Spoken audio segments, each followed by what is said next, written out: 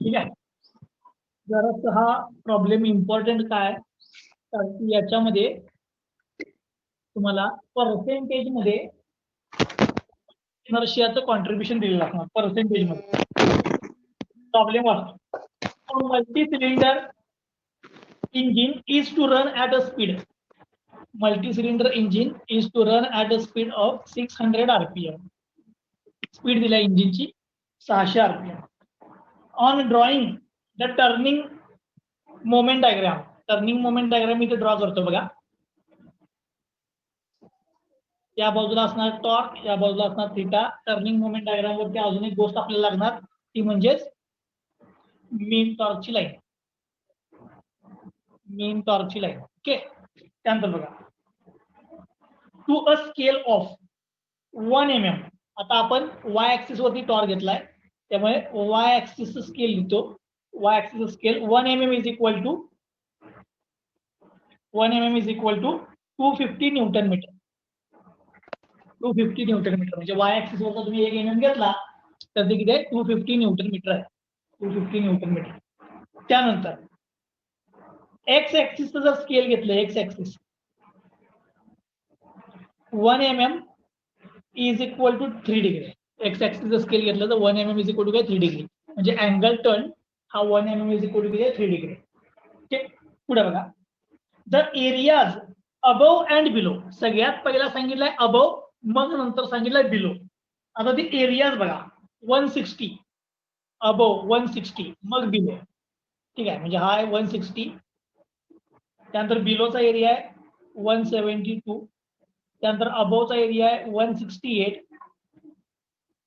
त्यानंतर बिलोचा एरिया आहे 191.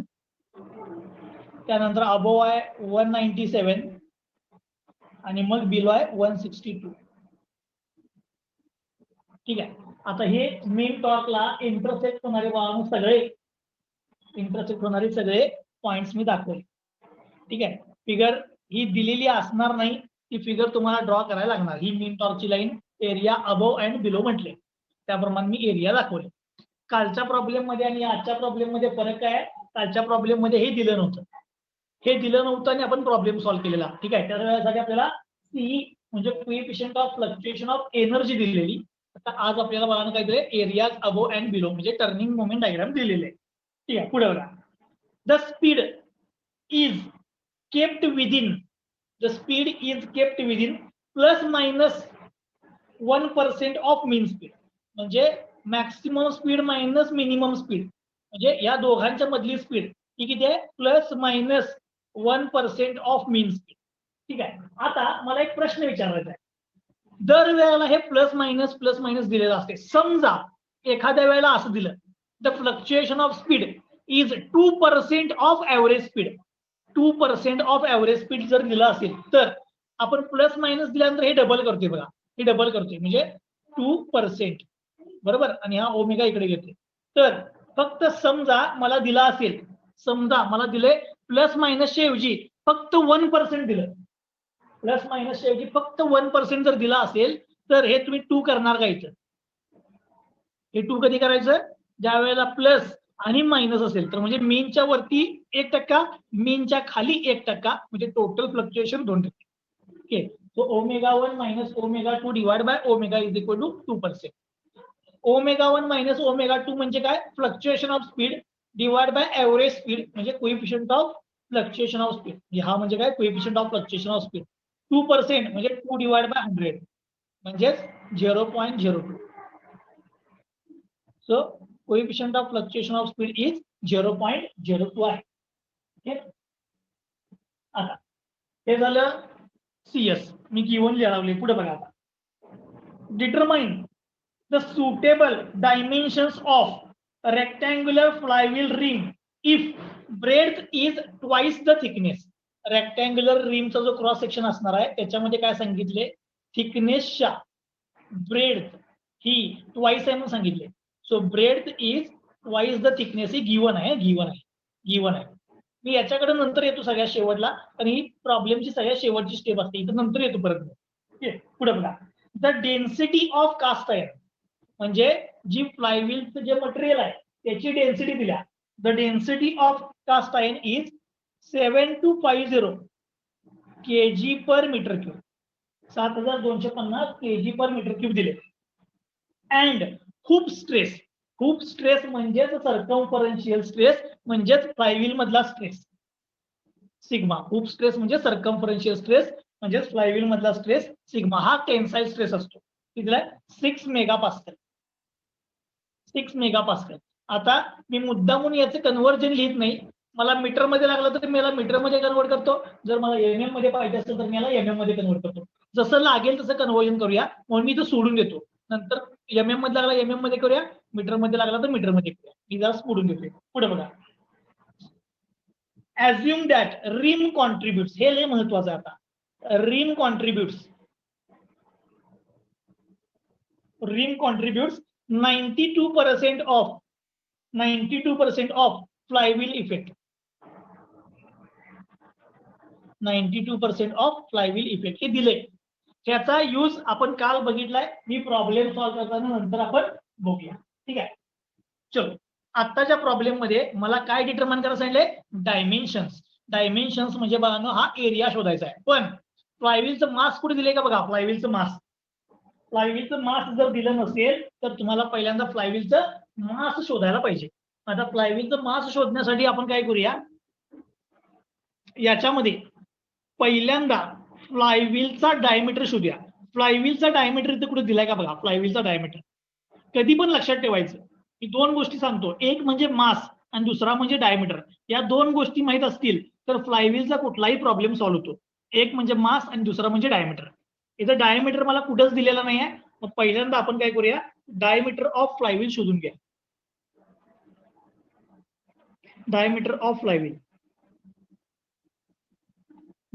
Of flywheel शोधण्यासाठी तुमच्याकडे व्हेलॉसिटीचा फॉर्म्युला आहे बघा. व्हेलॉसिटीचा सांगा. व्हेलॉसिटी कशी करतो आपण? v is equal to root. आपण हा फॉर्म्युला डिराईव्ह केलेला. v is equal to root काय, sigma divide by rho. v is equal to root sigma T divide by rho. v म्हणजे velocity is equal to root sigma T divide by rho. आता मी किमती put करतो. मला सांगा row म्हणजे density. डेन्सिटीचं unit काय दिले बघा, केजी पर मीटर क्यूब. म्हणजे इथे जी लेंथ कन्सिडर केल्या ती इन मीटर कन्सिडर केल्या, लेंथ मीटर मध्ये घेतल्या. तर स्ट्रेस जो आहे स्ट्रेस तो पण तुम्हाला मीटर मध्येच माहित असायला पाहिजे, मीटर मध्ये. त्यामुळे डेन्सिटी मीटर मध्ये आहे तर स्ट्रेस मीटर मध्ये लागणार. त्यामुळे मी सिग्माची किंमत इथं इन टर्म्स ऑफ मीटर देतो. इन टर्म्स ऑफ मीटर सांगा. इन टर्म्स ऑफ मीटर काय येणार, 6 इंटू मेगा म्हणजे काय बघा, 10⁻⁶. मेगा म्हणजे 10⁻⁶. पास्कल म्हणजे newton per metre square. Mega म्हणजे 10⁻⁶ आणि पास्कल म्हणजे न्यूटन पर मीटर स्क्वेअर. त्यामुळे सिग्मा ची किंमत मी इन टर्म्स ऑफ मीटर शोधली बघा. In terms of metre. आता ही किंमत उचला आणि इथे पुट करा. So root sigma T 6 into 10⁻⁶ metre मध्ये, न्यूटन पर मीटर स्क्वेअर मध्ये. 6 इंटू 10⁻⁶ डिवाइड बाय डेन्सिटी. फ्लायव्हीलचं मटेरियल जे आहे ते कास्ट आयर्न आहे आणि त्या कास्ट आयर्नच्या आपल्याला डेन्सिटी दिल्या 7250. 7250 याच्यावरून तुम्हाला व्हेलॉसिटी मिळेल. आणि एक महत्वाचं सांगतो, आता जो प्रॉब्लेम घ्यालोय मी, हा प्रॉब्लेम पेपरला म्हणजे अशा टाईपचा व्हॅल्यू बदलून 90% पॉसिबिलिटी आहे पेपरला यायची, अशा टाईपचा प्रॉब्लेम. ठीक आहे. मला डायमीटर पाहिजे होता, त्यावर मी व्हेलॉसिटी काढली. Velocity root sigma divide by rho. 28.76. 28.76 28.76 metre per second ही मला व्हेलॉसिटी मिळाली. पण व्हेलॉसिटीचा फॉर्म्युला सांगा. व्हेलॉसिटीचा formula, but velocity is equal to pi D N divide by 60 म्हणजे आर ओमेगा. आर ओमेगा म्हणजे काय असते, पाय डी एन बाय 60. मग व्हेलॉसिटीचा फॉर्म्युला काय, पाय डी एन बाय 60. मग मी आता काय करतो, इथं सगळ्या किमती पुट करतो. व्हेलॉसिटी मी आता शोधली. मग व्हेलॉसिटी किती आहे बघा, 28.76. 28.76 is equal to pi into डायमीटरला शोधायचा आहे इंटू स्पीड. फ्लायव्हीलची स्पीड आपल्याला पहिल्यांदाच दिल्या बघा 600 आरपीएम. ओके. सो फ्लायव्हीलची स्पीड लिहितो मी इथं 600 आरपीएम डिवाइड बाय 60. या तिन्ही टर्म इकडे ट्रान्सफर करा, तुम्हाला डायमीटर मिळेल. तिन्ही टर्म तिकडे ट्रान्सफर करा, तुम्हाला या फ्लायव्हीलचा डायमीटर मिळेल.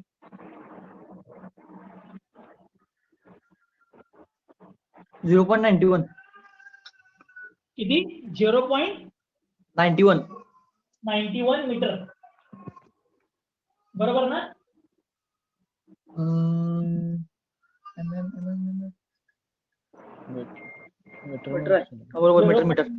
मीटर. ओके, म्हणजे या फ्लायव्हीलचा डायमीटर हा किती आहे? 0.91 मीटर एवढा आहे. ठीक आहे, मला डायमीटर मिळाला. आता डायमीटर मिळाल्यानंतर दुसरी गोष्ट जी शोधायची आहे आपल्याला या प्रॉब्लेम मधून, ती गोष्ट म्हणजे काय करायचं? या फ्लायव्हीलचं मास शोधायचं, मास. ठीक आहे, आता मास कसे शोधणार? त्यासाठी फ्लक्च्युएशन ऑफ एनर्जी लागणार. Fluctuation of energy. मग फ्लक्च्युएशन ऑफ एनर्जी डिटरमाइन करण्यासाठी ही टर्निंग मोमेंट डायग्राम वापरायची. Turning moment diagram. मग सांगा मला आता त्या टर्निंग मोमेंट डायग्राम वरून मला फ्लक्च्युएशन ऑफ एनर्जी कशी डिटरमाइन करता येईल? तर काय करायचं? ही जी कर्व आहे जिथं जिथं इंटरसेक्ट होते त्या पॉइंट्सना नावं देतो. पहिला इथं ए, B, C, D, E, F, जी. ए पासून मी या इंटरसेक्टिंग पॉइंट्सना नावं दिली. आता नावं दिल्यानंतर मला फ्लक्च्युएशन ऑफ एनर्जी डिटरमाइन करण्यासाठी या ए पॉइंटला काहीतरी एनर्जी असणार, काहीतरी. आता ती एनर्जी बाळांनो मला कन्सिडर करायला पाहिजे. म्हणून ए पॉइंटची एनर्जी आपण कन्सिडर करूया ई. ठीक आहे, अंदाजे एनर्जी घेतल्या. ई हा पॉइंट नाही, त्या एनर्जीला मी ई म्हटले. ठीक आहे, सो मी इथे लिहितो consider energy at point A is E.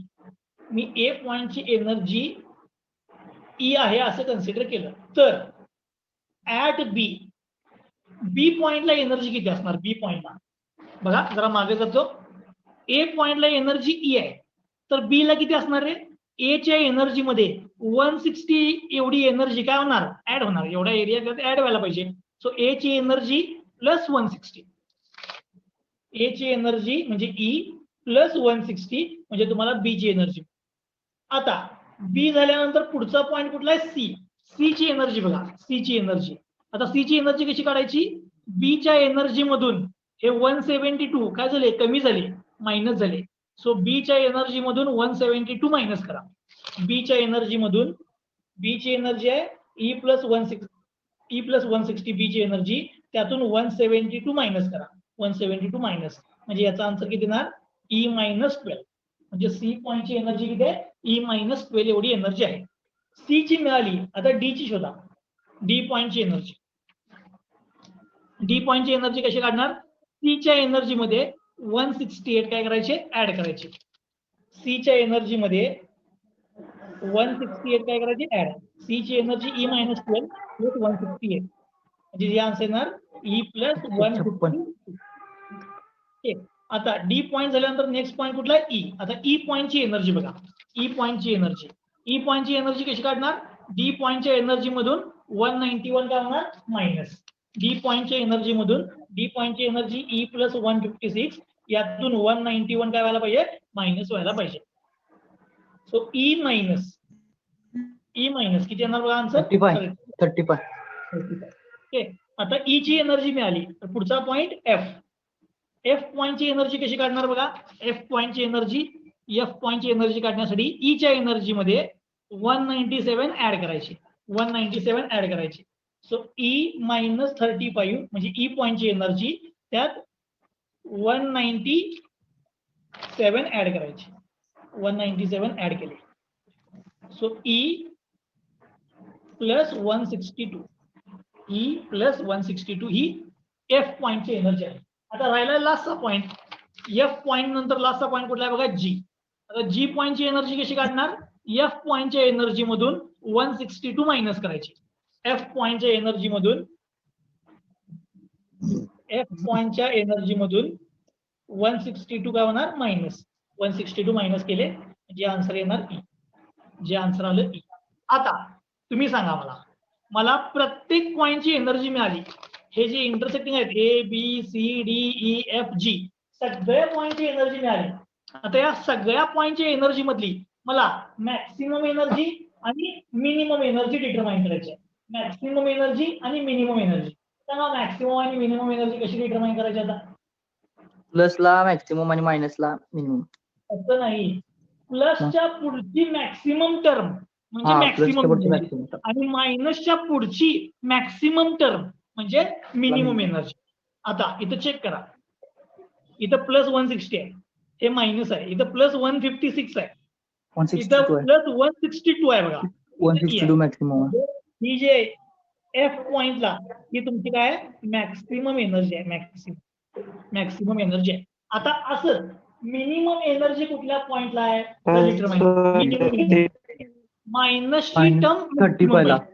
इथं प्लस आहे, इथं -12 आहे, इथं प्लस आहे, इथं -35 आहे. म्हणजे यात काय मायनसच्या पुढची मॅक्सिमम टर्म इथं आहे ई पॉइंट. ठीक आहे, त्यामुळे ही तुमची काय आली मिनिमम एनर्जी. म्हणजेच या फ्लायव्हील मध्ये मॅक्सिमम एनर्जी एफ पॉइंटला आहे, मिनिमम एनर्जी ई पॉइंटला आहे. मॅक्सिमम एनर्जी एफ पॉइंटला आहे, मिनिमम एनर्जी ई पॉइंटला आहे. मी आता एक प्रश्न विचारतो तुमच्या माहितीसाठी.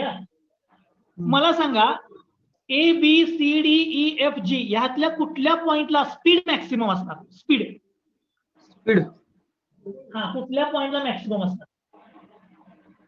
मॅक्सिमम एनर्जीला असणार.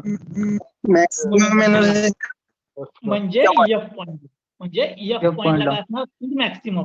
आता मिनिमम स्पीड कुठे असणार सांगा? मिनिमम स्पीड ई पॉइंटला. ई पॉइंटला जिथे एनर्जी मिनिमम आहे तिथे काय असणार? स्पीड मिनिमम म्हणजे ई पॉइंटला असणार. बरोबर. ओके, चलो मला मॅक्सिमम आणि मिनिमम एनर्जी मिळाली म्हणून म्हणतो here maximum energy is at point. कुठला पॉइंट आहे बघा? F. And minimum energy is at point. कुठल्या पॉइंटला बघा minimum energy? E.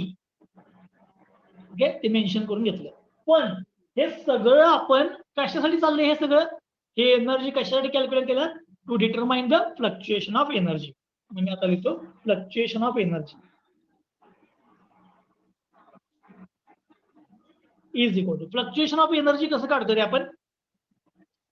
Maximum energy minus minimum energy.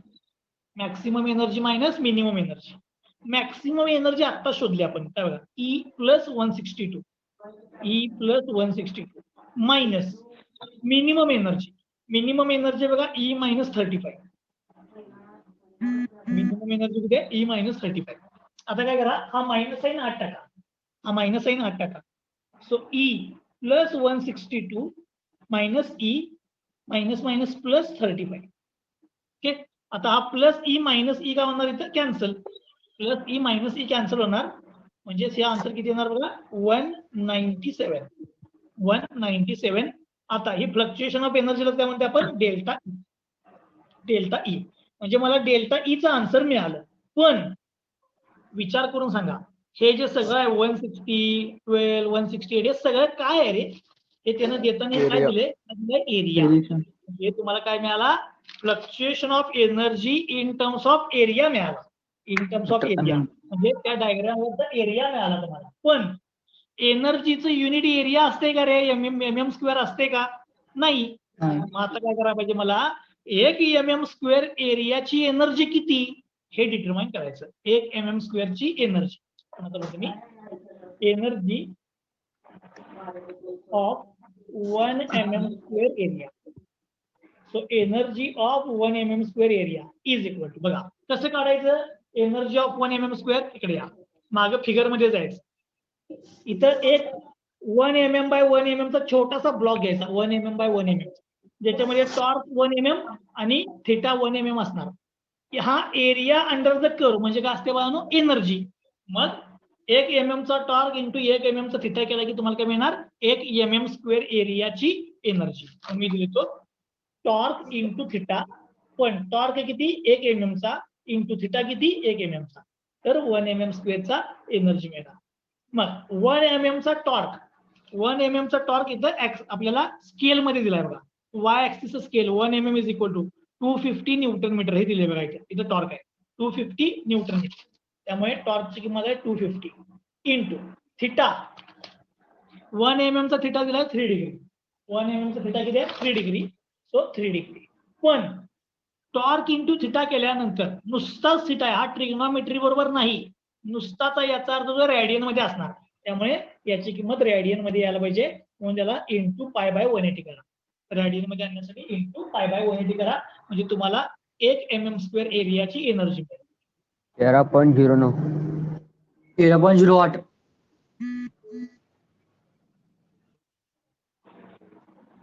आता तुम्ही म्हणणार मी युनिट न्यूटन मीटर का लिहिलं, कारण टॉर्क 250 न्यूटन मीटर आहे आणि थिटा हा रेडियन मध्ये आहे. आपण रेडियन लिहित नाही, त्यामुळे न्यूटन मीटर हे 1 mm² चा आता एनर्जी मिळाली बघा. म्हणजे 1 mm² एरिया घेतला तर त्याची एनर्जी एवढी आहे. पण तुम्ही मगाशी इथं डेल्टा ई शोधला होता, याला म्हणतो मी 1, हा mm² मध्ये होता. याच्यावरून आता काय लिहितो नाव, delta E is equal to 197 काय mm² आहे. डेल्टा ई ची किंमत किती आहे 197 mm². आणि आता तुम्ही 1 mm² ची एनर्जी शोधल्या. 1 mm² ची एनर्जी किती आहे 13.09. सो 197 इंटू 13.09 म्हणजे तुम्हाला काय मिळणार 1 mm² ची मी एनर्जी लिहिली, तुम्हाला टोटल एनर्जी मिळणार fluctuation. So total fluctuation of energy किती ते सगळा न्यूटन मीटर. 2578.73. किती 2578.73. 78.76. सो 257 नाही येत बघा, अजून एक कोणतं करून बघा. 2578.73. 73 काय, ओके ठीक आहे. चलो मला डेल्टा ई मिळाला बघा. मी जरा परत जातो प्रॉब्लेम मध्ये, मागं काय काय केले जरा सांगतो. ठीक आहे बघा, सगळ्यात पहिल्यांदा मला हा प्रॉब्लेम दिलेला आणि सांगितलं एरिया शोधा. पण एक लक्षात ठेवायचं, असल्या प्रॉब्लेम मध्ये डायमीटर दिलाय का बघायचा, दिला नसला तर सगळ्यात पहिल्यांदा डायमीटर काढायचा. डायमीटर काढण्यासाठी व्हेलॉसिटीचा फॉर्म्युला लिहायचा. स्ट्रेस आणि डेन्सिटी पुट केली की व्हेलॉसिटी मिळते, आणि velocity is equal to πdn/60 लिहिलं, स्पीड पुट केली की तुम्हाला डायमीटर मिळते. त्यानंतर मास काढण्यासाठी काय शोधायचं, फ्लक्च्युएशन ऑफ एनर्जी. माहिती लिहितो to determine fluctuation of energy. Fluctuation of energy determine करण्यासाठी मी कन्सिडर केलं ए पॉइंटला एनर्जी ई, या ए पॉइंटला एनर्जी ई घेतली, मग बी ची काढली, सी ची, डी ची, ई, हे एरिया प्लस मायनस करत मी सगळ्यांची एनर्जी शोधली. ई च्या पुढची प्लस ची टर्म मॅक्सिमम घेतली तर मॅक्सिमम एनर्जी मिळणार, ई च्या पुढची मायनस टर्म मॅक्सिमम घेतली तर मिनिमम एनर्जी मिळणार. So maximum energy minus minimum energy केले की फ्लक्च्युएशन ऑफ एनर्जी. पण त्याचा युनिट हे mm² आहे ना, कारण हे सगळे एरिया आहे. त्यामुळे इन टर्म्स ऑफ एरिया आलं. मग मी काय केलं 1 mm² च्या एरियाचीच एनर्जी काढली. Torque into theta, torque 1 mm चा, थिटा 1 mm चा घ्यायचा, म्हणजे 1 mm² ची एनर्जी मिळते. यानं मल्टिप्लाय करायचं त्या एरियाची, तर तुम्हाला टोटल फ्लक्च्युएशन ऑफ एनर्जी मिळते. आता मला डेल्टा ई मिळाला. डेल्टा ई माहित झाला की तुम्हाला फ्लायव्हील मधला काहीही किंमत मिळते. डेल्टा ई एकदा समजला की तुम्हाला बाकीची कुठलीही किंमत तुम्हाला आता इथे शोधता येते. मग आता तुम्ही सांगा, मला डेल्टा ई तर मिळालाय, आता मला काय शोधायचं सांगा. मला काय शोधायचं आहे मास, मास वरनं एरिया. आता मास शोधण्यासाठी सांगा, बट डेल्टा ई चा फॉर्म्युला सांगा. डेल्टा ई चा formula, delta E is equal to काय I ω² ω² CS. डेल्टा ई चा फॉर्म्युला काय I ω² CS, आणि I मध्ये असते बघा mk². mk², बरोबर आहे काय. तो मी आता या किमती लिहितो. Delta E 2578.73 is equal to I, जरा मी आता लगेच लिहित नाही, नंतर लिहितो mk² I इंटू ओमेगा म्हणजे 2πn/60. मला स्पीड दिल्या 600, 2πn/60 चा स्क्वेअर इंटू CS मला प्रॉब्लेम मध्ये दिलाय. CS मला प्रॉब्लेम मध्ये दिलाय किती आहे बघा 0.02. 0.02 ओके. CS ची किंमत टाकतो इथं 0.02. हे सॉल्व्ह करायचं, इकडे ट्रान्सफर करायचं, तुम्हाला I म्हणजे मास मोमेंट ऑफ इनर्शिया मिळेल.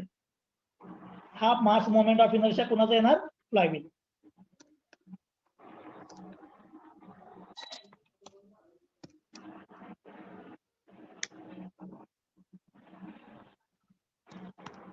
मास moment of inertia of flywheel 32.65 येते.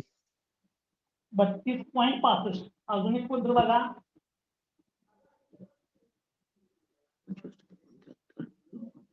बरोबर आहे. 32.65 ना, kg metre square. M K square ना, एम मास म्हणजे केजी, के म्हणजे मीटर, मीटरचा square, M K square sorry kg metre square. आता आय मिळाला. हा आय म्हणजे मास मोमेंट ऑफ इनर्शिया कुणाचा मिळाला मला? फ्लायव्हीलचा मिळाला. ठीक आहे, फ्लायव्हीलचा मिळाला. पण प्रॉब्लेम मधलं एक वाक्य वाचा, प्रॉब्लेम मधलं एक वाक्य वाचा, ते लय इम्पॉर्टंट आहे. इथं पोरं चुकतात येऊन, सगळे करतात व्यवस्थित, हे वाक्य स्किप करतात. आता हे वाक्य युज करायला पाहिजे. काय म्हणले? फ्लायव्हीलची रिम कॉन्ट्रीब्युट्स 92% ऑफ फ्लायव्हील इफेक्ट. म्हणजे रिमचा जर तुम्ही मोमेंट ऑफ इनर्शिया काढला तर तो फ्लायव्हीलच्या किती आहे? 92% आहे. ठीक आहे, मी जरा इथं दाखवतो, लक्ष द्या. काल पण दाखवलेलं, मी परत एकदा दाखवतो. हा तुमचा मध्ये बॉस, हे बघा तुमची बाहेर रिम, आणि हे तुमचे स्पोक्स, स्पोक्स म्हणजेच आर्म, बरोबर. ही बाहेर रिम आहे, हा मध्ये हब आहे, आणि हे स्पोक्स आहे. मग काय असते फ्लायव्हील मध्ये? सगळं मास म्हणजे मॅक्सिमम 90% पेक्षा जास्त, आपण 100% म्हणा, मास सगळं रिम वरती कॉन्सन्ट्रेटेड असते, या रिम वरती. पण प्रॉब्लेम मध्ये काय सांगितलंय की 92% हे रिम मध्ये आहे. मग बॉस आणि स्पोक्स यांचं किती आहे? 8% आहे असं सांगितलंय. ठीक आहे, मग मी म्हणतो as rim contributes 92% of effect, हे प्रॉब्लेम मध्ये दिले. याचा अर्थ moment of inertia of rim, रिमचा मोमेंट ऑफ इनर्शिया बाहेरचा, जिथं मास सगळं कॉन्सन्ट्रेटेड आहे, त्या रिमचा मोमेंट ऑफ इनर्शिया हा किती आहे? 92% of total moment of inertia. 92% of total moment of inertia हे प्रॉब्लेम मध्ये दिलंय, मी हे त्यावरून लिहिलं. So 0.92 into total moment of inertia किती आहे बघा? 32.65. त्यावर तुम्हाला काय मिळणार? रिमचा मोमेंट ऑफ इनर्शिया मिळणार. 30.03. 30.03 केजी मीटर स्क्वेअर. आता हा रिमचा मोमेंट ऑफ इनर्शिया मिळाला, हे जरासं महत्वाचं आहे. हे जे केले की नाही, हे एकदम इम्पॉर्टंट आहे. इथं मॅक्सिमम पोरं ही स्टेप स्किप करतात. ही स्टेप स्किप केला की नाही, शेवटचं फायनल आन्सर तुमचं चुकणार. सांगितलंय रिमचा 92% आहे, तर रिमचा मोमेंट ऑफ इनर्शिया हा टोटलच्या 92% घेतला. आता मला सांगा नाव आयचा फॉर्म्युला काय? आय इज इक्वल टू काय असतोय? M K square. I is equal to M K square. मग आता सांगा मला मास कुणाचं मिळणार? मी रिमचा जर आय घेतला तर मला मास कुणाचं मिळणार? रिमचंच मिळणार. रिमचं म्हणजे हे इथलं मिळणार, आउटरचं. ठीक आहे, त्यामुळे हा मास काढताना इथं मोमेंट ऑफ इनर्शिया ऑफ रिम पाहिजे. पण सुरुवातीचे जे काही प्रॉब्लेम होते, सुरुवातीचे प्रॉब्लेम, त्याच्यामध्ये असं दिलेलं नव्हतं, 92% वगैरे काय दिलेलं नव्हतं. त्यावेळेला काय केलेलं असते, हबला आणि स्पोक्सला मासच नाही असं कन्सिडर करतात. मासच नाही म्हणजे रिमचं सगळं मास कुठं आहे? रिम मध्येच आहे असं कन्सिडर करतात. ठीक आहे, आता इथं दिलंय तर ते घ्यायचं. So moment of inertia of rim is equal to M K square, म्हणजे mass of rim into radius of gyration of rim त्याचा स्क्वेअर. किमती पुढे करतो. आय किती आला बघा? 30.03 is equal to mass of rim माहित करायचं आहे, के म्हणजे रेडियस. आपण रेडियस साठी डायमीटर शोधून ठेवलाय बघा, बघा इथे डायमीटर 0.91. ठीक आहे, मग इथं रेडियस पाहिजे ना, रेडियस ऑफ गायरेशन म्हणजे 0.91 चा हाफ. ओके, सॉल्व करा, तुम्हाला मास मिळेल. सॉल्व करा, तुम्हाला मास मिळेल. 150.15. हॅलो, 150.15. 150.15 केजी. म्हणजे या फ्लायव्हीलच्या रिमचं मास, या फ्लायव्हीलच्या रिमचं मास हे किती आहे? 150 केजी आहे. पण मला आन्सर काय विचारले? मास विचारले नाही, मला विचारलाय एरिया. आता बघा लास्ट स्टेप राहिल्या, Volume. बघा. हॅलो सर, आमच्या 185. Hello sir, mass is equal to, मासचा फॉर्म्युला काय असतो रे, व्हॉल्यूम इंटू डेन्सिटी. मासचा फॉर्म्युला काय, व्हॉल्यूम इंटू डेन्सिटी. त्यासाठी जरा असं मी परत इथे फिगर ड्रॉ करतो. हा तुमचा हब, ही बाहेर तुमची रिम, हे त्याचे स्पोक्स म्हणजे आर्म. आता जरा 3D मध्ये दाखवतो. ठीक आहे, असं दाखवलंय. आता हे मधनं कुठे पण कट करा, कुठून पण कट करा. हा म्हणजे क्रॉस सेक्शनल एरिया, हा म्हणजे एरिया. आणि हा एरिया जर तुम्ही बघितला तर जो सुरुवातीला दिला होता बघा, हे बघा इथं सांगितलेलं बघा, एरिया काय सांगितलेलं, width is twice the thickness. हे एरिया बद्दल अगोदर तिने सांगितलं होतं बघा, मी तुम्हाला म्हटलं सगळ्यात शेवटला सांगतो. हे त्याचा क्रॉस सेक्शन एरिया बद्दल दिलं होतं, त्याची थिकनेस आणि त्याची विड्थ म्हणजे काय रिलेशन दिलं होतं, width is twice the thickness. हे प्रॉब्लेमच्या सुरुवातीला गिवन मध्ये होतं. ठीक आहे, आता हे मी इथे युज करणार आहे. हा एरिया, हा एरिया, सर याची ही थिकनेस, हॅलो याची ही सर. विड्थ.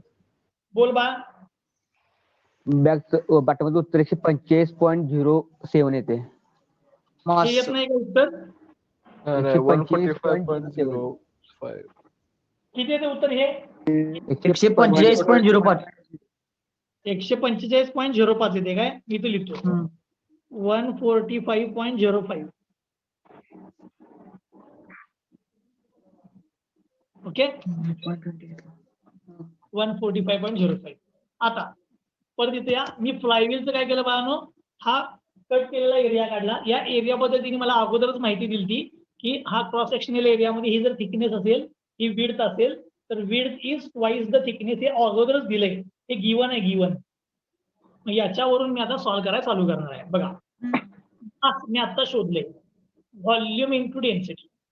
व्हॉल्यूम म्हणजे काय रे, area area into length. Into length into density. आता एरियाला मी ए म्हणतो, मास म्हणजे एम, लेंथ सांगा मला इथे किती येणार, लेंथ इथं लेंथ किती येणार रे, हे महत्वाचं आहे. बघा, हा एरिया आहे आणि हे थ्रू आउट सर्कल आहे ना, म्हणजे मला लेंथ इथनं मोजायला स्टार्ट करायला पाहिजे. असं गोल फिरून मी पुन्हा इथे येणार, एवढी लेंथ येणार.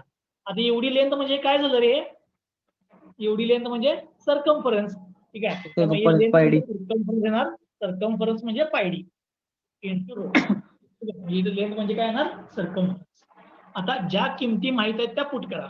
मास आता शोधले आपण 145.05. Area pi into diameter 0.91 into density, density given मध्ये आहे बघा 7250. 7250 ह्या सगळ्या टर्म इकडे ट्रान्सफर करा, तुम्हाला एरिया मिळेल. Area of flywheel ring. त्या फ्लायव्हील मायनस मध्ये येऊ शकतो सर, काय मायनस मध्ये कसं येईल बा, हे सगळं मल्टिप्लिकेशन ट्रान्सफर केलं तर इंटू 10⁻³ मायनस येते. काय काय काय 6.99 इंटू 10⁻³ असं दे की 6.99 into 10⁻³ metre square, 10⁻³ metre square. जर पाहिजे असेल तर तुम्ही याला MM मध्ये कन्वर्ट करू शकताय. कसं करायचं बघा, 6.99 इंटू 10⁻³ एका मीटरचा MM करायचा आहे, म्हणजे 10⁻³ MM. पण MM चा स्क्वेअर आहे, याचा अर्थ 10⁻³ चा पण काय होणार, स्क्वेअर. ठीक आहे, मीटरचा MM करण्यासाठी 10⁻³, मीटरचा स्क्वेअर आहे म्हणजे MM चा स्क्वेअर झाला, म्हणजे 10⁻³ चा स्क्वेअर झाला. म्हणजे हे किती झालं, 6.99 इंटू 10⁻³ इंटू 10⁻⁶ म्हणजे 10⁻³ MM. अगोदरचा जे एरिया होता तो मीटर मध्ये मिळालेला, आता मी त्याला MM मध्ये कन्वर्ट केला. एरिया मी MM मध्ये कन्वर्ट.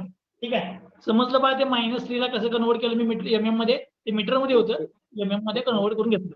आता सांगा याच्यावरनं एरिया काय येणार,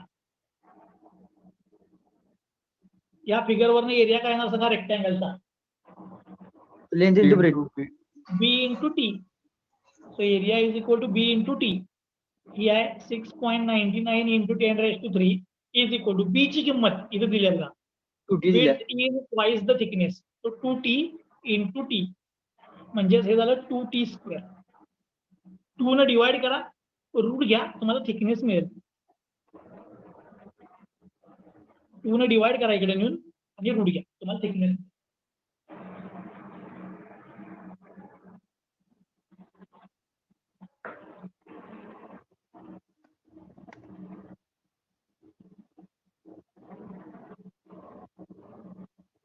$59.11 येते 59.11 mm. म्हणजे याची थिकनेस ही 59.11 आहे. तर विड्थ किती येणार सांगा? विड्थ विड्थ 2 टाइम्स थिकनेस, याला 2 ने मल्टिप्लाय करा.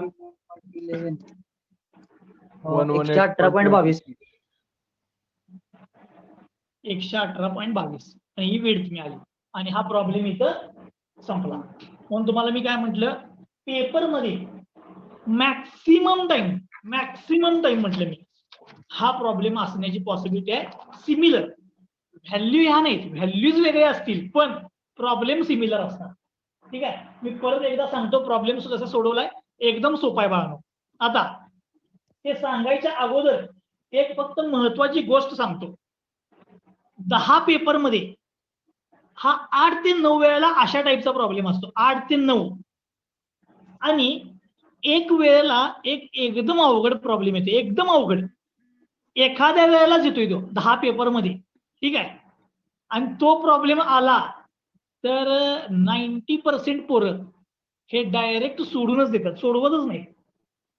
मग तुम्ही म्हणणार असला कसला प्रॉब्लेम, तर तो प्रॉब्लेम मी उद्या आणि त्याच्यानंतर अजून एक असे 2 प्रॉब्लेम घेणार आहे.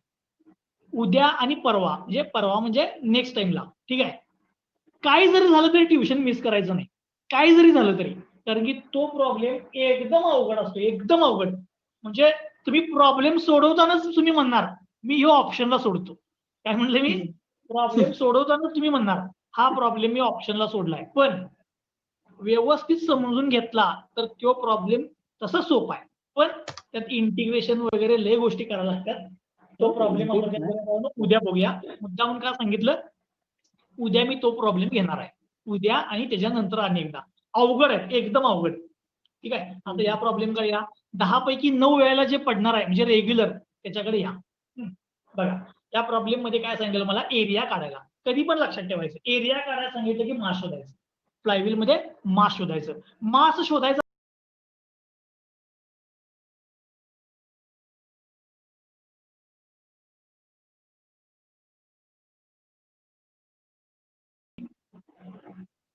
असं सोपा आहे तो. काय म्हटलं मी, एरिया शोधायचा असेल तर मास काढायचं, मास शोधायचा असेल तर डेल्टा ई शोधायचा. डेल्टा ई म्हणजे फ्लक्च्युएशन ऑफ एनर्जी. अजून एक ऍडिशनल गोष्ट शोधायची म्हणजे डायमीटर दिलाय का बघायचा, दिला नसेल तर तो व्हेलॉसिटीच्या फॉर्म्युल्यावर शोधून घ्यायचा. म्हणजे सगळ्यात पहिल्यांदा काय लिहिलं, डायमीटर ऑफ फ्लायव्हील. डायमीटर म्हणजे hoop stress divide by sigma. Hoop स्ट्रेसला सर्कम्फरन्शियल स्ट्रेस पण म्हणतात किंवा टँजेन्शियल स्ट्रेस पण म्हणतात. Sigma T divide by density. किंमत टाकली, फक्त एक महत्वाचं, हे मीटर मध्ये आहे म्हणजे ह्याची किंमत पण मीटर मध्ये असायला पाहिजे. ठीक आहे, युनिट मध्ये मीटर यायला पाहिजे. मी मीटर मध्ये कन्वर्ट केलं आणि पुट केलं, त्यावरनं व्हेलॉसिटी मिळाली. व्हेलॉसिटीचा फॉर्म्युला वापरला, πdn/60. πdn/60 त्यातनं व्हेलॉसिटी आणि डायमीटर, सॉरी स्पीड पुट केली, मला डायमीटर मिळाला. त्यानंतर फ्लक्च्युएशन ऑफ एनर्जी कसं डिटरमाइन करायचं, भरपूर वेळेला प्रॉब्लेम सोडवल्यात. पहिल्या पॉईंटची एनर्जी ई, दुसऱ्या पॉईंटची एनर्जी कशी काढली, एरिया वर गेलेला म्हणून प्लस केला, पुढच्या पॉईंटला अगोदरच्या पॉईंटच्या एनर्जी मध्ये एरिया खाली गेलेला म्हणून मायनस केला. करत गेलो, त्यातनं मिनिमम आणि मॅक्सिमम एनर्जी मिळवली. त्यावरनं फ्लक्च्युएशन ऑफ एनर्जी म्हणजे maximum energy minus minimum energy. मग 1 mm² एरियाची एनर्जी काढायची, torque into theta, torque 1 mm चा, थिटा 1 mm चा घ्यायचा आणि त्यानं आलेल्या डेल्टा ईचा जो काही area in terms of area लागेल त्याला मल्टिप्लाय करायचं. मला डेल्टा ई मिळते. Delta Icha formula I⍵² CS. त्यातनं मला I म्हणजे मास मोमेंट ऑफ इनर्शिया मिळाला फ्लायव्हीलचा. पण प्रॉब्लेम मध्ये काय सांगितले, रिमचा 92% आहे, त्यामुळे रिमचा मोमेंट ऑफ इनर्शिया हा फ्लायव्हीलच्या मोमेंट ऑफ इनर्शियाच्या 92% 0.92 मल्टिप्लाय केलं. त्यावरनं मला moment of inertia of rim मिळाला. मग moment of inertia of rim is equal to I is equal to mk². Solve केलं, मला मास मिळालं, फ्लायव्हील रिमचं मास मिळालं. फ्लायव्हील रिमचं मास मिळाल्यानंतर mass is equal to volume into density. Volume, area into length. इथं लेंथ, एरियाला सर्कम्फरन्स न मल्टिप्लाय केलं म्हणजे थोडक्यात लेंथ म्हणजे सर्कम्फरन्स आहे. किमती पुट केल्या मला एरिया मिळाला. पण प्रॉब्लेम मध्ये सांगितलेलं की एरियामध्ये width he twice the thickness आहे. म्हणजे किंमत पुट केली, बी ची किंमत टाकली 2t, त्यावर मला थिकनेस मिळाली, थिकनेस वरनं मला विड्थ मिळाली आणि हा प्रॉब्लेम इथं संपला. जर तुम्हाला या प्रॉब्लेम मध्ये काय डाऊट असेल तर तुम्ही विचारा.